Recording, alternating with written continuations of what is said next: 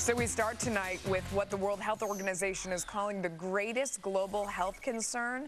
It is a new SARS-like virus, the Mid-East Respiratory Syndrome coronavirus, or MERS, as it's being called, has already hit 8 countries across Europe and the Mideast. So far, there have been 49 confirmed cases, and 27 of those, more than half, they were fatal.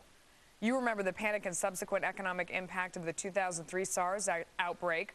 Are we looking at another global outbreak with severe economic consequences? Here for more are Dr. Ernest Patti, Senior Attending Physician of Emergency Medicine at St. Barnabas Hospital in the Bronx, and my favorite economist, Peter Marisi. Thanks to both of you for joining us. Dr. Patti, let me start with you. How is this different from the other SARS virus? Well, there's actually a lot of similarities, Melissa, and the problem is when you have viruses like this, viruses are simple and they easily adapt to changing environments, and it's quite scary because we don't know how the virus is fully transmitted, and we don't know its natural harbors. I've heard it described as less contagious but more deadly. Of those two, I don't know which one I want. They both sound horrible. Well, they both are actually very concerning, and half of the cases that they've diagnosed have reportedly resulted in deaths. So that's something that's very concerning.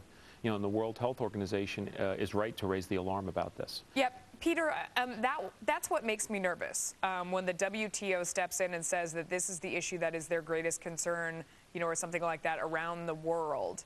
That makes me nervous, that this could keep people at home, stop travelers, stop businesses from traveling, and really slow down a recovery that isn't that robust in the first place.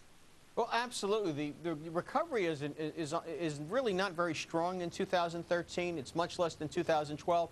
And something that was widespread, that covered several continents, caused people not to travel, and took, at random, critical personnel out of organizations, you know, because they get very sick and some don't return. It has the potential to slice a percentage point off of GDP. And when you start looking at something like that, you can derail the recovery. That's possible, yes.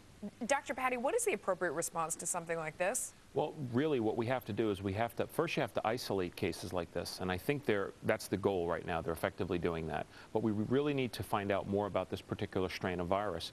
Don't forget, as Peter mentioned with the air travel, this type of virus can spread like wildfire, and we don't want to have another global epidemic. No, absolutely. And Peter, I mean, one thing that makes me nervous is that, you know, this has been tracked through the Middle East, and of so many business travelers, you know, right now going through that area in particular. I mean, when it's isolated in Asia, I think people feel safer for one reason or another, that they can stay away from that region of the world. But this is a central area where people are traveling through on business and where the economy is really flourishing. Isn't that a concern? Yeah, absolutely. There's two kinds of places, those that aren't in the global network and those that really are. Right. You know, places like Shanghai, New York, Dubai, and so forth. And when you have it in one of those locations, if it can spread, you know, person to person, think about what goes on in airplanes. It's very easy for 1 or 2 people to get on with the virus and 30 to get off with the virus, and then they go to other places and other places and other places, and before you know it, not only do you have the problem of sickness, you have the people afraid of being sick, and that can even be more devastating. No, absolutely. It sounds like a terrible movie. Pharmaceutical companies, I would imagine, are they already racing to do something about this, or is it too early? Well, it's still, I think, at the early stages. You know, don't forget, most human beings get complacent a lot of times with antibacterial this and antibacterial that.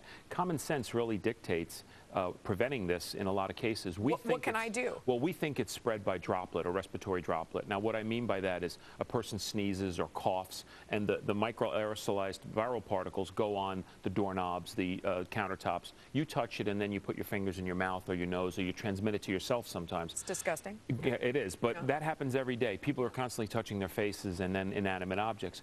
Proper hand washing is important. Obviously, if you're on a plane and people are coughing and sneezing, you want to make sure you try to take precautions. Some people, even if they're on a long plane flight, will wear a mask. You know, things like that. Keep your nutrition status up. Would you do that right up. now? If I was flying to one of those Middle Eastern countries, I probably would consider it. Yeah, I would. But we don't know that this one is transferred by droplet. Is that where you were going with this? Well, they're not certain. They assume, because it's a novel corona-like virus, that it is transmitted in a similar way, but they're not certain. There may be another mode of transmission as well. You know, don't forget, these are the early stages, and it still needs to be investigated. Peter, do you imagine that pharmaceutical companies and companies now, from an economic perspective, are racing to get involved in this and do something about it that would help the world but would also help their profits?